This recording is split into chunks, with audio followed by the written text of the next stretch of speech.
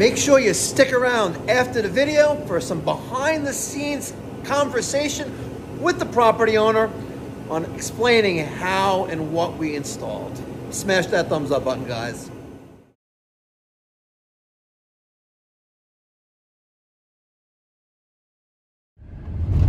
What's going on, ladies and gentlemen? Thank you so much for tuning in.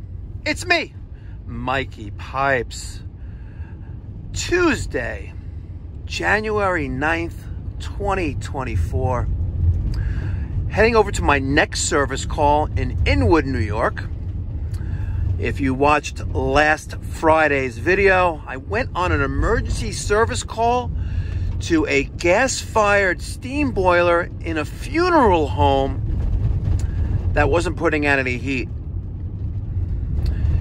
I'm going back there now to replace the low water cutoff, replace that horrible PEX piping, and even add a bypass valve setup, including an external 1/2-inch strainer to hopefully prevent the failure like the old automatic water feeder had. And while you're watching the video, if you see something I could have done a little differently, please don't hesitate to let me know down in the comment section down below. You can also email me at mike@mikeypipes.com. I'm a firm believer in two things. Number one, we can learn something new every day. And number two, we can together make the trades great again. Let's get on with today's service call.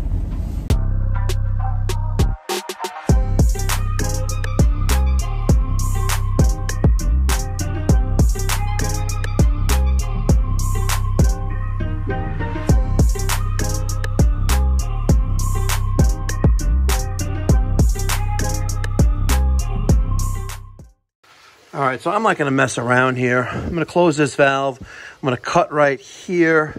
I'm gonna put a T in there. While that's in the process of getting done, I'm draining down only because I'm taking this out of there right there. See that?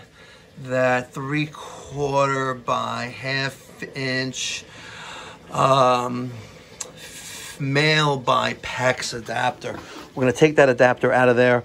We're gonna come up with a 3/4 going into 1/2, and we're going to put our come up and rebuild this in copper, adding bypass valves right there. So just smash that thumbs up button, guys. Let's do it now because you know it's going to be epic. I'll take you along for the ride. Let's go. And I see some of the comments. Mikey Pipes is a hack. Oh, he's a hack. Oh, he doesn't know what he's doing. Just because I don't show it on camera doesn't mean it's not getting done. Okay, I just cleaned that copper and I deburred it before I put on my 1/2-inch press T by Vega.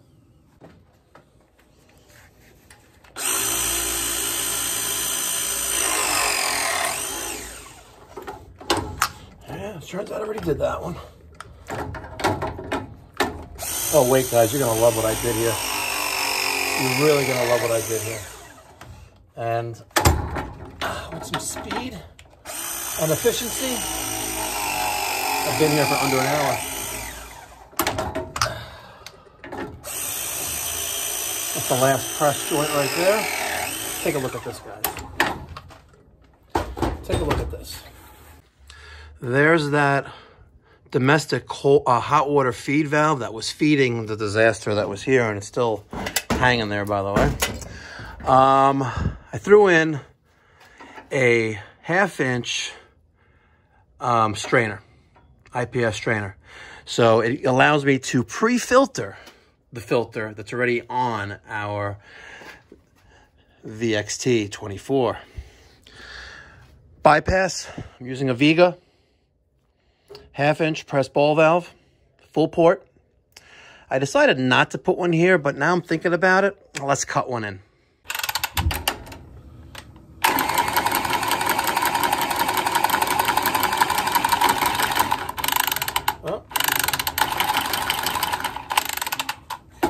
My first cut. Let me get the Vega valve out with a Sharpie and That's gonna go there and there. Let's just cut right there. Let's cut out. Excuse me. Okay, and we're gonna save that for the Mongo pile. Now, we have right there. Okay, we're in pretty damn deep in there too. Wow. And let's put a little mark right there. Now, let's see if I can get that bad boy in there. Yep, I sure did, right there. Bingo. Easy peasy. Let's get our M12 Force Logic press machine. A 1/2 inch jaw on it. There's one. And I know what you're thinking, Mikey Pipes, you didn't deburr the pipe. You're right. I didn't. And guess what? It's not on camera either. I don't know many plumbers who actually deburr pipe. I guess maybe that's the reason why there's so many pinhole leaks in 80-year-old copper piping. I'm not worried about copper piping that's going to last 80 years and develop pinhole leaks. Just keeping it real. Let me get your thoughts and feedback down in the comments section down below. How many of you honestly deburr the pipe, and how many of you honestly don't deburr the pipe? Say yes or no in the comment section down below. All right, we are all set here with this automatic water feed. Added the bronze lead-free 1/2 inch strainer. We added the bypass valves with the T's here. We added the valve there. I want to make it crystal clear. If you got a steam heating system in your home or business, low pressure, we're not talking about skyscrapers, I am not an advocate, and I do not recommend or endorse adding an automatic water feed. This exception with the hydro level, it has that 000 on it right now. It's our digital water counter in gallons. So right now I can write on the ticket that today's date, which is the 9th of January 2024, we're at 0. We'll make the customer aware that we need to watch what these numbers are. If it's going into the hundreds within a week, we have a major problem. Because think about it, where's all that water going? If you've got a steam heating system and you're in the Long Island metropolitan area and you need help, expert help, professional help, give me a call at Pipe Doctor Home Services, 516-348-6300, or you can book an appointment online on our website, pipedoc.net. Just look for the little thing on the bottom, it says book online. Catch you in the next one. Be well, God bless, stay safe.